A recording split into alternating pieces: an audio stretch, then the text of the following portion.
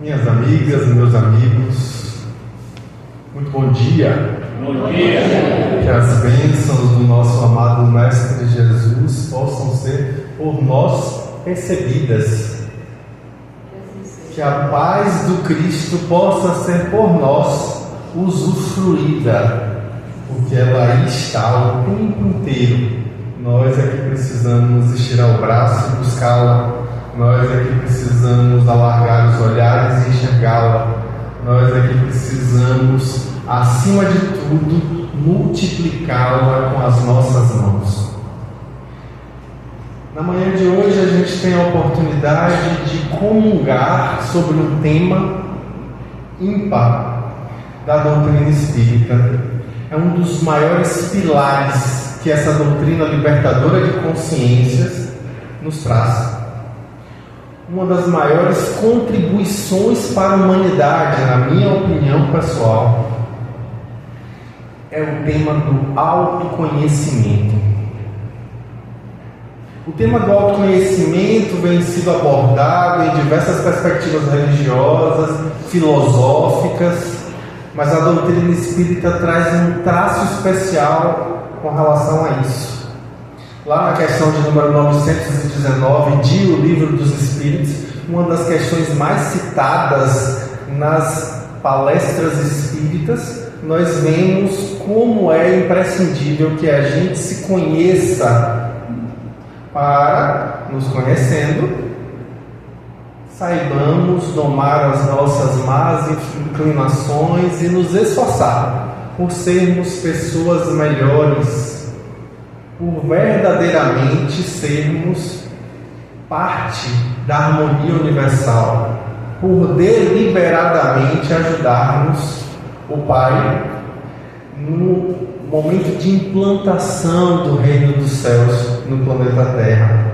É o autoconhecimento que vai nos permitir compreender quais são os nossos potenciais, quais são as nossas limitações, quais são as nossas dificuldades, as nossas imperfeições, assim como também aquilo que ainda jaz em nós de maneira inconsciente, mas que é positivo, mas que é algo realmente rico e que por ignorância nós desconhecemos. O autoconhecimento é que vai nos permitir alargar horizontes para perceber como nós podemos fazer a nossa parte, estarmos inteiramente alinhados à lei divina que nos rege. E quando a gente fala de autoconhecimento, é necessário que a gente perceba que nessa jornada em busca da compreensão da mente, porque a mente é uma espécie de lente através da qual nós encaramos a realidade.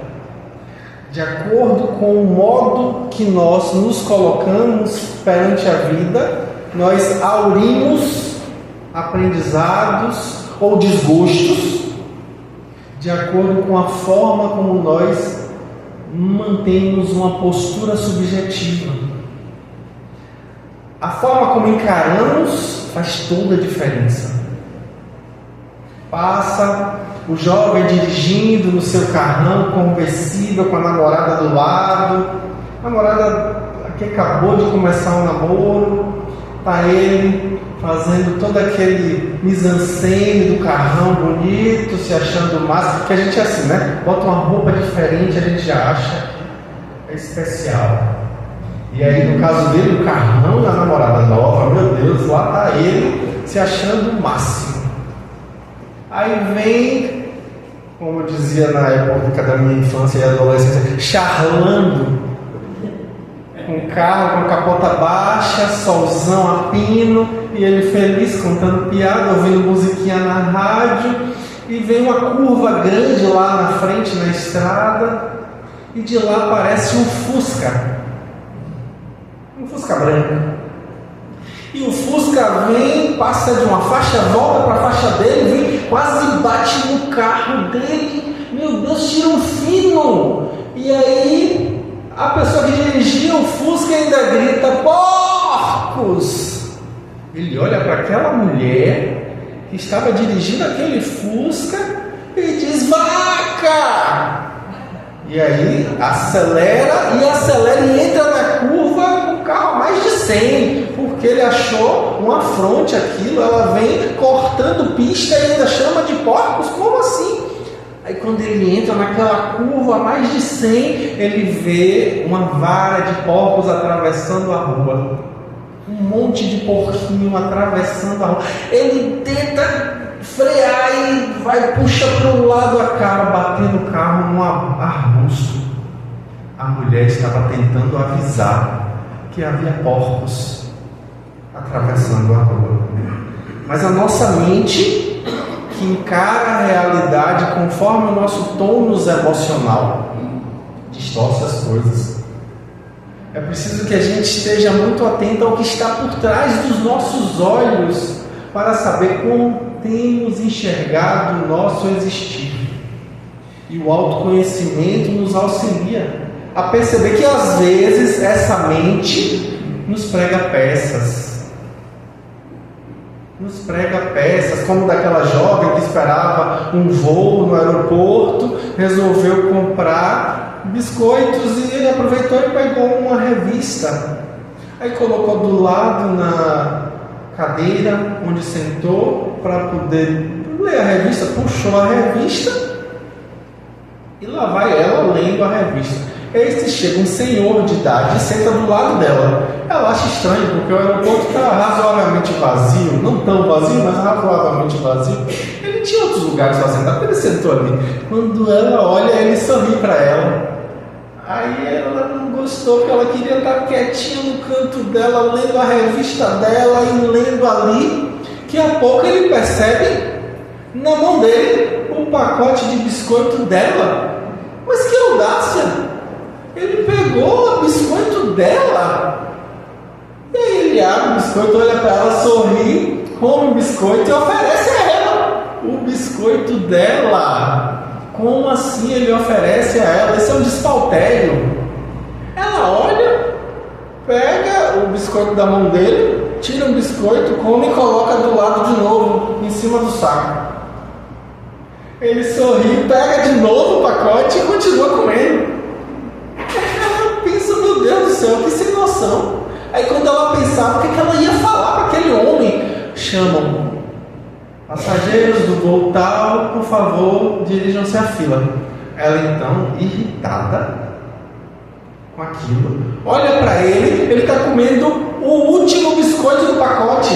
Ele sorri para ela, quebra o biscoito no meio, come metade e deixa a outra metade para ela. Ela então pega as coisas dela, pega a bagagem e vai para a fila. Com aquela cara, aquela atitude de enfado, aquela chateação. Aí ela entra no voo, senta e depois ela vai pegar novamente a revista para ela ler. Quando ela puxa o pacote, o biscoito dela estava ali intacto. O tempo inteiro ela estava comendo o biscoito dele. Ele tinha comprado exatamente o mesmo biscoito que ela. A gente distorce a realidade. A nossa mente condiciona. E é por isso que é necessário que estejamos atentos a perceber como nós temos encarado a vida. E isso obviamente vai nos levar a uma perspectiva curiosa com relação aos nossos pensamentos, porque o pensamento é o atributo do espírito, como dizem os espíritos, a Allan Kardec. Em diversos momentos eu trago até algumas citações aqui que eu acho fantásticas para a gente refletir. Como é interessante que a gente observe as nossas mentes através da qualidade dos nossos pensamentos. Então, lá na questão de número 89A de O Livro dos Espíritos, os Espíritos deixam claro que o pensamento é o atributo do Espírito. É o que diferencia o Espírito por ser Espírito. Diferencia da matéria, diferencia das outras possibilidades da existência em termos de criação divina. O que diferencia é o pensamento. Aí a gente vai ver lá que na questão 662 também de O Livro dos Espíritos, os Espíritos deixam claro que além do pensamento nós também temos a vontade, que Leon Denis maravilhosamente bem coloca no livro O Problema do Ser, do Destino e da Dor, como sendo a alavanca a força motriz que nos faz caminhar evolutivamente, a vontade, essa potência da alma, como ele diz, tão necessária, que nós precisamos aprender a usar em prol da nossa caminhada evolutiva. No item 2 da introdução de O Livro dos Espíritos, Kardec coloca mais uma coisa, ele coloca mais duas coisas, melhor dizendo. Além do pensamento, da vontade, ele coloca também como atributo essencial do espírito a inteligência e o senso moral. Opa, a gente está aí pegando um apanhado do que é a mente. É o pensamento, a vontade, a inteligência, o senso moral. Olha como é interessante que a gente se debruce sobre essa temática para poder aprendermos com Kardec como olhar para si. Vemos também o pensamento sendo encarado como uma força. Lá na Revista Espírita de 1864, eu trago até a página 351, a gente vai ver ali Kardec apontando o fato de que o pensamento é força na medida em que consegue eletromagneticamente moldar os fluidos em nosso derredor. Além disso, a gente vê também o conceito de pensamento inconsciente. Muito antes de Freud falar em inconsciente, Kardec, lá na Revista Espírita de 1868, na página 166, fala do pensamento inconsciente, que nós mobilizamos energia fluídica inconscientemente em decorrência desses pensamentos dos quais nós não temos consciência. Nós ainda ignoramos. Ou seja, temos um poder imenso, um potencial gigantesco que infelizmente ainda não é explorado. Aí a gente vai lá no livro que eu acho fantástico, eu acho que vale a pena o estudo, é um livro que frequentemente eu cito como sendo imprescindível para o estudo do espírita. Se chama Pensamento e Vida. Óbvio que eu me refiro a isso como estudo imprescindível por um fato bem peculiar, que é o fato de que o próprio Emmanuel deixa claro na introdução dessa obra que aquele era um livro que na verdade era lido pelos candidatos à reencarnação. Quem estava prestes a reencarnar lá no plano espiritual lê aquela obra, Pensamento e Vida, para que jamais se esqueça a potencialidade do pensamento. Olha que fala interessante. E lá no capítulo 2, Emmanuel deixa claro o fato de que o pensamento é uma matriz eletromagnética capaz de coisas que nós, inclusive, ainda não conhecemos. Olha como é importante isso. Nesse mesmo livro, no capítulo 5, ele coloca o pensamento como uma força criativa. E no capítulo 29, ele vai falar que o pensamento é manifesto através de um plasma fluídico. Só nisso aí eu já estou trazendo a necessidade de maneira bem superficial. Eu estou sendo bem raso aqui para a gente entender como é necessário que a gente compreenda o pensamento como algo imprescindível. No livro Pão Nosso, o livro que eu tenho em casa para abrir no estudo do Evangelho do Lar, como uma literatura complementar, lá no capítulo de número 15, nós temos um capítulo cujo título é Pensamentos, onde Emmanuel vai interpretar com um olhar espírita, como a gente vê lá no Evangelho segundo o Espiritismo, na introdução. Kardec deixa claro que a doutrina espírita é uma chave que nos auxilia a compreender os ensinamentos de Jesus. Então Emmanuel, na coleção Fonte Viva, nos 5 livros da coleção Fonte Viva, se debruça sobre as falas do Novo Testamento, interpretando-as com essa chave, com a chave da doutrina espírita. E no livro Pão Nosso, a gente vê no capítulo 15 exatamente isso, quando Emmanuel se propõe a interpretar uma fala de Paulo de Tarso na sua carta aos Filipenses, no capítulo 4, no versículo 8, quando ele diz que é preciso que nós pensemos no alto.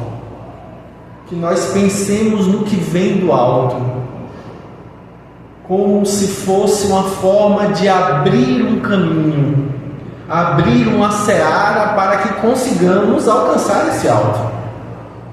Como disse Francisco mais cedo para mim ali à porta, é sempre para frente e para cima.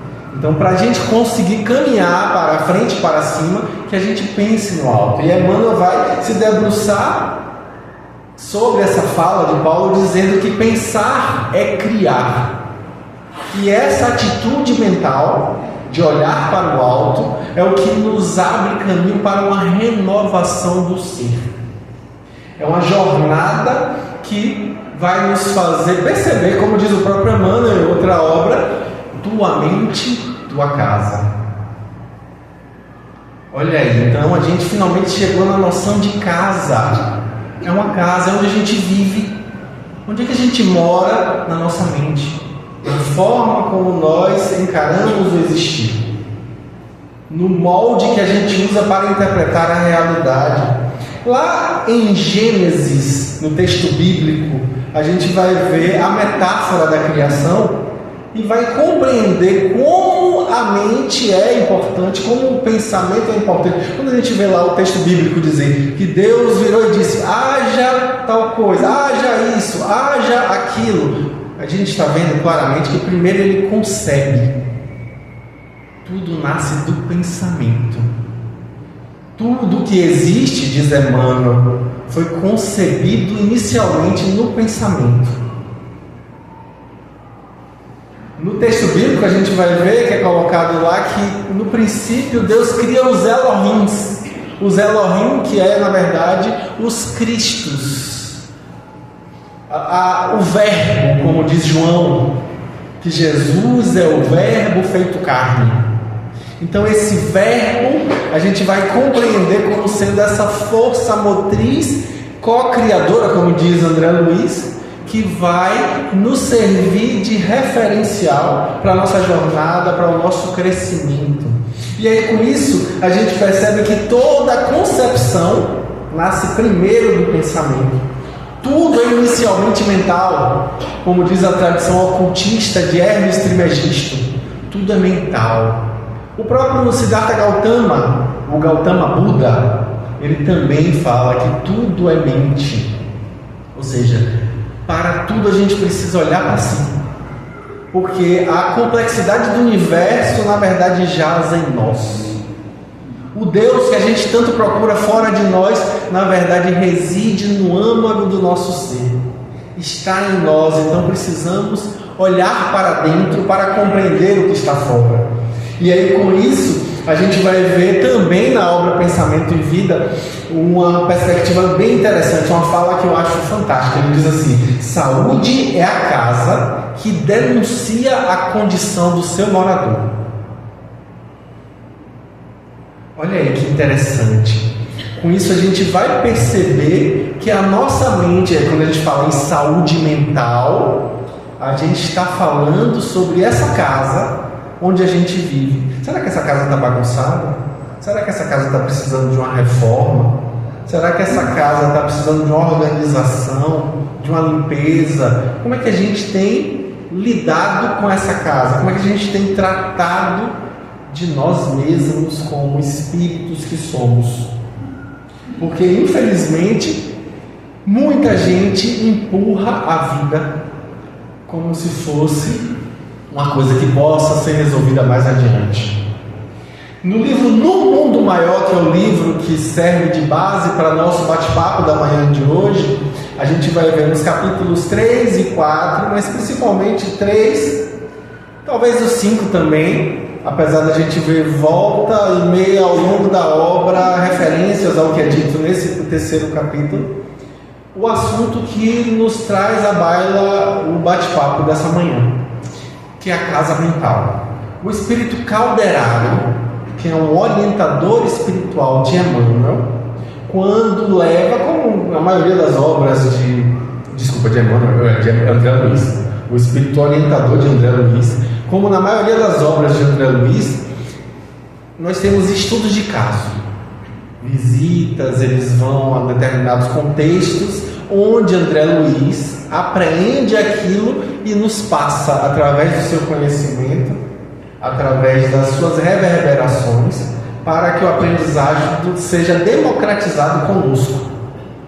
Então André Luiz traz a fala de Calderaro, lá no capítulo 3, trazendo uma coisa bem peculiar, que é um símbolo.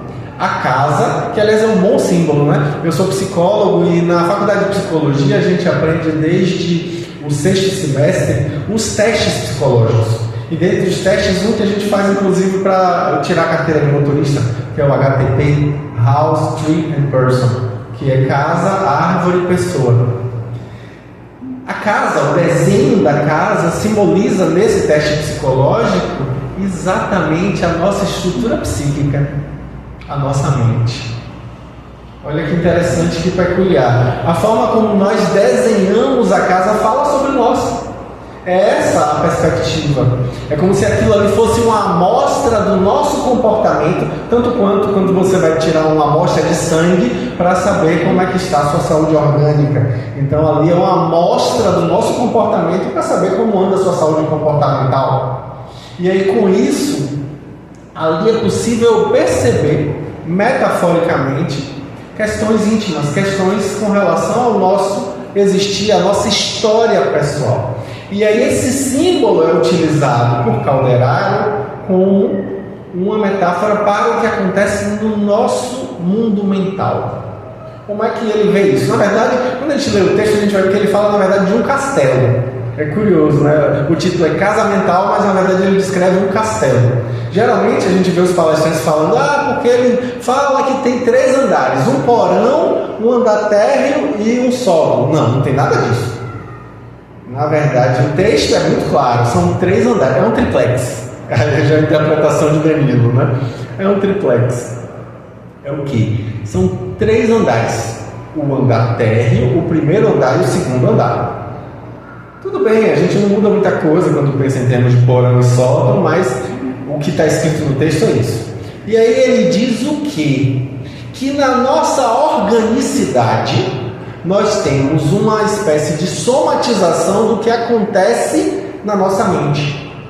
Mas é a mente que é a matriz da perspectiva que a gente precisa levar em conta. É bom lembrar aquele capítulo, aquele item do livro O Evangelho segundo o Espiritismo, a cólera, quando o Dr. Hahnemann, o criador da homeopatia, como espírito, vem trazer o fato de que é o espírito que é a matriz das questões.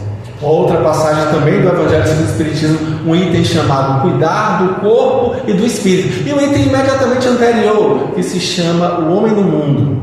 Esses 3 itens em geral, deixam muito claro que é o espírito que é a base. O pensamento não nasce no cérebro. O cérebro é apenas um respirador. O cérebro é um instrumento de manifestação na matéria do que acontece em âmbito espiritual. Então, o que é que a gente vai ver? Ele vai explicar que no cérebro nós temos essa tríplice perspectiva de uma base do tronco encefálico, do cerebelo, da ponte, que é representado, inclusive visualmente, por Calderaro como uma área que não tem muita iluminação e representa o andar de baixo dessa casa, da nossa mente, ou seja, são as conquistas do passado, é a nossa animalidade. O andar térreo, dentro desse olhar de porão, térreo, e na verdade o segundo andar, né, no caso da perspectiva do castelo de Calderaro, é o andar referente ao momento atual em que nós vivemos, é um presente. E o andar superior é o andar referente ao futuro, é o que ele chama de superconsciente, provavelmente inspirado na obra de Dr. Roberto Assagioli, psicólogo transpessoal, criador da psicossíntese, que inclusive depois de desencarnado, ele desencarna na década de 70, depois de desencarnado ele vem pelas mãos de Ruth Brasil Mesquita e escreve um livro belíssimo chamado Reflexões sobre a Paz. Eu tive a oportunidade de estudar na Federação Espírita do Estado da Bahia, com a tutela de André Luiz Peixinho, meu preceptor. Ali a gente percebe a grandiosidade da obra de Assagioli, que vai trazer exatamente dessa forma a configuração de 3 níveis. Ele representa a psique humana, a mente humana, como sendo um formato ovoide, e coloca 3 níveis: um referente ao passado evolutivo, um referente à atualidade e outro lá em cima referente ao futuro. É o superconsciente. É o que nos aguarda, o que está em germe. Peixinho sempre dizia da seguinte forma, que o andar de baixo se remete, na verdade, aos nossos desejos. O andar de cima, ele pulava, né? Ele ia de baixo para de cima. O de cima remete às nossas aspirações, aos ideais enobrecedores, às utopias espirituais. Então, nesse olhar, o meio representa a vontade. Olha que interessante: desejo, vontade, aspiração. Nessa jornada, nessa caminhada, a gente vai percebendo como nós temos caminhado nessa casa. O próprio Calderaro deixa muito claro que, a depender de que lugar dessa casa você se estacione, você vai conviver com quem também está estacionado nesse mesmo padrão. A depender do padrão mental que você escolhe, porque às vezes a gente escolhe sem perceber que está escolhendo, né? Vejo muito isso no consultório. Muita gente não percebe as escolhas que faz. Ah, mas quem escolheu foi ele. Mas quem foi que deu a ele o direito de fazer essa escolha? Foi você. Então, quando você escolhe não fazer escolhas, você acabou de fazer uma escolha. A gente faz escolhas o tempo inteiro. E às vezes, quando a gente escolhe que o outro escolha por nós, a gente tem que arcar com a escolha que a gente fez. A gente tem responsabilidade pelas escolhas que faz.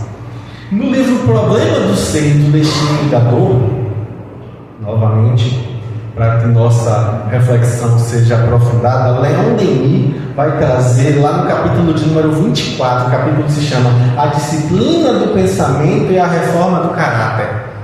Olha aí que título interessante e que capítulo maravilhoso, onde a gente vai ter ali a chance de compreender como é necessária a reforma constante dessa casa mental. Que estejamos sempre numa caminhada, numa perspectiva de não estagnarmos em apenas um dos degraus. É preciso, como diz Calderaro, que estejamos em fluxo, que saibamos fluir de um andar para o outro, que saibamos caminhar cuidando do nosso existir, dessa nossa casa, sem nos fixarmos. Porque pode ser um problema quando a gente se fixa. Pode ser um problemão. E é interessante porque Calderaro está se utilizando de um símbolo. A palavra grega símbolo, é interessante a origem da palavra. Símbolos significa literalmente em grego aquilo que une, aquilo que junta. É o antônimo de diabolos, que é de onde vem a palavra diabo, que significa, na sua origem, aquele que separa, aquilo que fragmenta, aquilo que dissocia, bagunça. E lá vai a lista de verbos possíveis que a gente pode colocar aí, né? Bagunçar, separar, quebrar, cindir, fragmentar. A lista é enorme. Então, com isso, a gente percebe que símbolo é o que une, é o que nos ajuda a compreender. E aí a gente vai perceber que tem várias formas de se interpretar símbolos.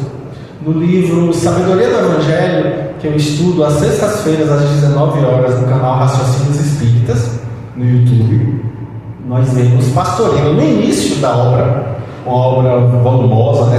São 8 volumes, é maravilhosa essa obra, esplêndida, dá para a gente pensar bastante sobre reflexões que ele traz a respeito dos textos dos evangelhos, tanto canônicos quanto apócrifos, a respeito do que a doutrina espírita nos traz para compreender as falas e os fatos da vida de Jesus. E aí ele diz que no momento em que a gente vai se propor a interpretar, seja uma parábola que Jesus contou, um símbolo, ou até um fato da vida de Jesus, a gente vai interpretar aquilo ali como símbolo, como algo que nós encaramos no nosso existir, na nossa jornada evolutiva.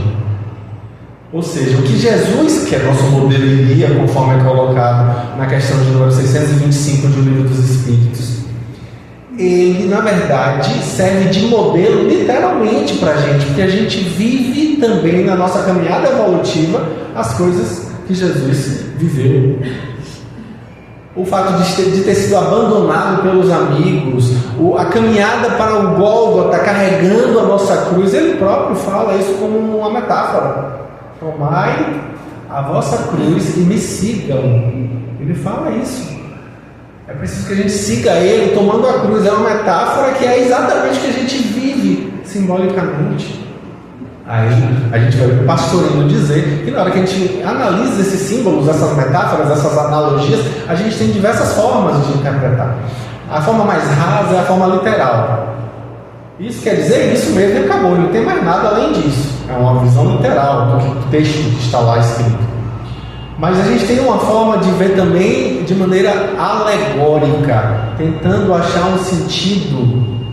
E nessa tentativa de achar um sentido oculto que não está ali muito claro, a gente se debruça e tenta perceber aquilo ali de maneira mais profunda. A gente também tem uma possibilidade de fazer uma leitura ali com relação à perspectiva moral, tentando compreender como moralmente aquilo pode ser vivido por nós. E por fim, mas não menos importante, a quarta forma de encarar a interpretação é a perspectiva que ele chama de anagógica ou mística. É uma interpretação que não dá para colocar em palavras.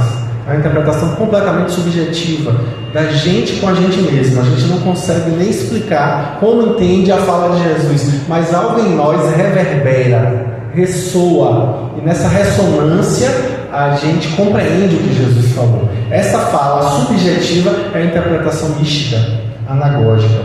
E aí Pastorino se debruça sobre tudo isso, tentando compreender de maneira moral e analógica, tentando compreender de maneira moral e alegórica. Ele fala tropológica e alegórica, que é exatamente isso, de tentar compreender como os ensinos de Jesus podem nos ajudar no nosso existir, para que a gente possa conscientemente auxiliar que o processo evolutivo se dê. E aí, nessa perspectiva simbólica, a gente percebe que cada ser tem uma forma de encarar, porque cada nível evolutivo reverbera de uma forma diferente. E aí eu gosto de pegar a fala de Jesus, no caso lá em Mateus, capítulo 24, e tem 35, versículo 35. Ele diz assim: os céus e as terras passarão, mas as minhas palavras não passarão. Eu acho essa fala interessante, porque remete exatamente ao que o Calderaro ensina. Os céus, ou seja, o andar de cima, e as terras, ou seja, o andar de baixo, passarão, mas as minhas palavras não passarão. O passado, que é representado pelo andar de baixo, as minhas conquistas do passado, a minha caminhada, a minha jornada, representada inclusive pelos desejos que eu ainda vivo, isso passará. Do mesmo modo que as aspirações, as utopias, os ideais, isso também passará.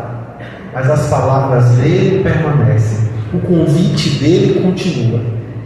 E a gente, caminhando e evoluindo, vai se detendo a compreensão de acordo com a forma como a gente encara. Eu lembro de um texto de um livro de André Luiz, eu não vou me recordar exatamente qual, em que ele vê um espírito extremamente evoluído que se manifesta através de um quadro. Aí ele pergunta para o guia espiritual: seria esse um espírito de Júpiter tão evoluído? Que ele: não, ele é o espírito da Terra mesmo. Aí ele fica assim: meu Deus, nossa, ele é da Terra mesmo. E o que ele está estudando ali? Aí a gente vai ver que o que ele está estudando é exatamente o que a gente estuda: é o Evangelho, o Evangelho de Jesus. E aí a gente vai compreender que a forma como ele encara o Evangelho de Jesus, que é o mesmo, é completamente diferente. É outra coisa. São outros céus e outras terras, mas continua sendo o mesmo texto. A palavra de Jesus não passa, mas a forma como a gente encara vai ser sempre proporcional à nossa caminhada evolutiva. a nossa capacidade de compreensão, a nossa consciência. O que importa é que a gente não tenha uma atitude de estagnação em um andar. É preciso que a gente esteja em fluxo. Calderaro disse que se a gente se prende no andar de baixo, lá no porão, a gente desperdiça tempo. Se a gente se prende no térreo, a gente vai ter uma ação sem reflexão. Aliás, ele tem uma fala que eu até anotei aqui para a gente perceber, né? Que a gente faz isso muito frequentemente, da ação sem reflexão. A gente, inclusive em Pensamento e Vida, Emmanuel fala que existem dois tipos de trabalho: o trabalho ação, que mobiliza, movimenta o ambiente, e o trabalho serviço, que mobiliza o trabalhador, que move, muda, transforma o trabalhador. Então é preciso que a gente saiba equilibrar para que a gente não tenha uma ação irrefletida. Que às vezes a gente foge no trabalho, né? Eu vejo isso no consultório frequentemente. As pessoas trabalham que nem workaholic, que amam o trabalho, né? O viciado em trabalho. Às vezes isso é uma fuga. Porque se parar, vai ter que pensar na vida. Se parar, vai ter que refletir sobre o sentido existencial. Aí deprime. Aí tem uma dificuldade com relação a isso. Então é absolutamente essencial que a gente também não estacione no andar térreo. E aí, se a gente sobe e estaciona, não diz, mas tem coisa errada em estacionar no disco. Tem, Calderaro vai dizer isso claramente. Ele diz assim, que quando a gente estaciona só lá em cima, no superconsciente, a gente tem uma contemplação sem obras. A gente tem uma renúncia sem proveitos. Então quer dizer que também tem renúncia sem proveitos? Tem. No livro dos Espíritos, os Espíritos falam sobre isso, né, na lei de adoração. Que às vezes a gente vê pessoas que vivem uma vida contemplativa que não tem proveito para ninguém, para nada. E nesse caso aí, não é interessante que a gente estacione nesses potenciais, nesses ideais, porque isso infelizmente reflete uma atitude de preguiça. E aí André Peixinho falava também que às vezes a gente fica lá em cima nos ideais olhando para baixo para o desejo. Ou o contrário, a gente vive o desejo olhando para cima os ideais, as aspirações. Ou seja, a gente está com a mente fragmentada, cindida. Está aqui, mas não está aqui. Está aqui, mas está pensando, será que esse rapaz aí comprou esse chapéu onde? Está aqui, mas está pensando, eu devia estar assistindo mais você. Meu Deus, será que fulano não devia estar aqui para poder ouvir esse rapaz? Onde será que ele vai postar isso lá depois que ele está gravando? Aí já respondo, né? Canal Reflexões Kardecianas. Um canal novo que eu estou trazendo agora para contemplar essas falas. E aí a gente percebe, no livro Rumo Certo, Emmanuel, no capítulo 23, diz assim: é preciso que a gente tenha uma perspectiva de autoaprimoramento. Esse fluxo de estar de um andar para o outro é esse autoaprimoramento. Aí a gente vai ver, ele diz assim: cultura é a soma das lições infinitamente repetidas no tempo. E virtude é a soma de experiências incomensuravelmente recapituladas na vida. A gente precisa transformar em um hábito fazer o bem. A gente precisa transformar em chão o que ainda está no andar de cima. A gente precisa transformar em porão o que ainda é aspiração, ainda é potencial, ainda é possibilidade. Aí lá na questão de número 894, é interessante essa questão, eu gosto muito dessa questão, porque Kardec pergunta assim: para algumas pessoas parece que fazer o bem é uma coisa espontânea, é natural. Essas pessoas têm o mesmo mérito em fazer o bem do que das pessoas que têm que se esforçar para fazer o bem? E aí os espíritos respondem que sim, porque na verdade esse bem espontâneo é uma conquista do passado. É uma conquista que foi construída. Eles não têm essa espontaneidade do nada, não foram privilegiados pelo alto. Eles tiveram que buscar construir isso como um hábito. Então é uma caminhada. Então é preciso que a gente se inspire nesses grandes exemplos para que fazer o bem não seja mais um esforço. Que a gente vê muito isso, né? A gente fala muito no centro espírita que o verdadeiro espírita se reconhece pela seu esforço de vencer suas imperfeições, né? A gente fala muito sobre essa parte do Evangelho segundo o Espiritismo, E aí se esquece o quê? Que quando a gente tem esse esforço, vai chegar um momento que não tem mais esforço. Você conseguiu capturar aquilo de uma forma que aquilo passa a ser parte de sua personalidade. Então não existe mais esforço. Ou seja, em um determinado momento lá na frente, se alguém te chamar de esforçado, isso vai ser um xingamento. Porque ser esforçado é maravilhoso, você está tentando. Mas tem um momento que alguém diz, você se esforçou. Ou seja, pera lá, então não foi espontâneo, não foi natural. Nesse caso não é uma coisa positiva ser esforçado. Mas por enquanto a gente precisa construir essa atitude de esforço. Que a gente ainda não tem essa espontaneidade. Quando isso for espontâneo, aí a gente vai compreender essa perspectiva, né? Lá no sermão profético, um texto que muitas vezes é incompreendido de Jesus, lá no Evangelho de Mateus, novamente, no capítulo 24, nos itens de número 15 a 18. Ele tem umas 3 frases, na verdade, que são bem peculiares para a gente pensar. E aí, pegando essa perspectiva simbólica de compreensão alegórica, de compreensão mística do que Jesus traz, a gente vai compreender melhor hoje, porque a chave que a doutrina espírita nos traz é maravilhosa. Ele diz assim: quem estiver ele está falando sobre a transição dos tempos, né? Ele está falando do momento de transição. Quem estiver na Judéia, corra para os montes. Quem estiver no telhado, não desça para pegar seus pertences. E quem estiver no campo, não volte. Olha aqui que fala interessante essa, né? E aí quando a gente pega esse olhar espírita, a gente vai entender com essa chave que Calderaro nos lega, que quando ele diz assim, quem estiver na Judéia, ou seja, quem já estiver ali nos derredores do Cristo, buscando ser discípulo de Jesus, corra para os montes, quer dizer, suba para o andar de cima, busque as aspirações, busque os ideais. Quem estiver no telhado, ou seja, quem já estiver no andar de cima, não desça para buscar seus pertences, suas vestes. Permaneça nesse andar de cima. E quem estiver no campo, que metaforicamente a gente vai tomar isso nos evangelhos, a palavra campo aí, como um campo de serviço, como trabalho. Quem estiver com a mão na charrua, quem estiver trabalhando no campo, quem estiver fazendo, não volte atrás. Prossiga. É essa caminhada aí que Jesus nos traz para a nossa compreensão. No livro Ideal Espírita, a gente tem, André Luiz tem uma mensagem, que é um livro de múltiplos espíritos, mas André Luiz tem uma mensagem chamada Nossa Vida Mental. E aí lá ele traz uma frase que eu trago aqui literalmente para a nossa reflexão. Ele diz assim: resguardemos assim a vida mental, na certeza de que o teor de nossa meditação condiciona a altura da nossa tranquilidade.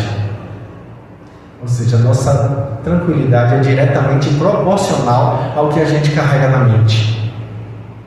A nossa paz é intimamente intrincada com aquilo que a gente alimenta com os nossos pensamentos. Ter emoções aqui e acolá. Às vezes acontece uma emoção, né? Você vê alguém que tem um comportamento difícil de convivência, você sente raiva. Não tem nada de errado em sentir raiva, é uma emoção. A gente não escolhe sentir raiva ou não sentir raiva. É algo que vem. O que a gente faz com isso que vem é que faz toda a diferença. Quando a gente alimenta a raiva, a gente pode ter problemas com isso. Quando a gente vê alguém que conquistou algo ou que está usufruindo de uma benesse, às vezes a gente sente inveja, não tem nada de errado. A gente sente uma emoção espontânea. Se a gente alimenta essa emoção, podemos ter um problema. Mas reconhecer esse padrão emocional faz parte do tônus mental. A gente está aqui encarnado no planeta e vivencia diversas emoções: tristeza, alegria, nojo, medo. Isso tudo frequenta a nossa casa mental. Se a gente deixa que isso more na nossa casa mental, aí é uma outra questão. É importante que a gente esteja atento para perceber a qualidade dos nossos pensamentos. E que a gente, como diz o próprio Jesus, não construa a nossa casa Maria das ilusões.